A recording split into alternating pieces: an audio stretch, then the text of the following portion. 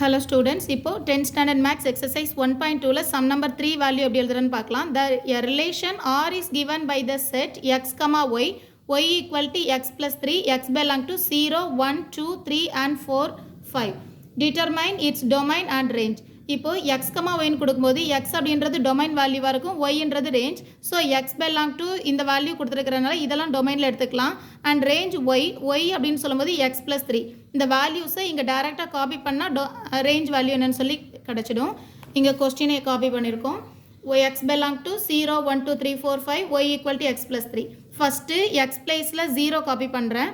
அப்போ இங்கே 0 plus 3, y equal to 3. இது டொமைனாக இருக்கும், 3 வேல்யூ ரேஞ்சாக இருக்கும்.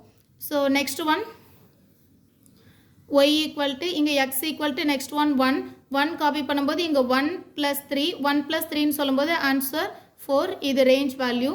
next one x equal to 2 copy பண்ணும்போது y equal to இதில் 2 plus 3 இல்லையா 2 plus 3 2 plus 3 is 5 so 5 is our range and x equal to 3 select பண்ணும்போது y equal to 3 plus 3 இங்க 3 னா 3 plus 3 இல்லையா 3 plus 3 value 6 next one x equal to 4 substitute பண்ணும்போது y equal to 4 plus 3 4 plus 3 is 7 y equal to 7 then x equal to 5 final one 5 copy பண்ணும்போது y equal to 5 plus 3 y equal to 8 answer கிடைக்குது so here our domain value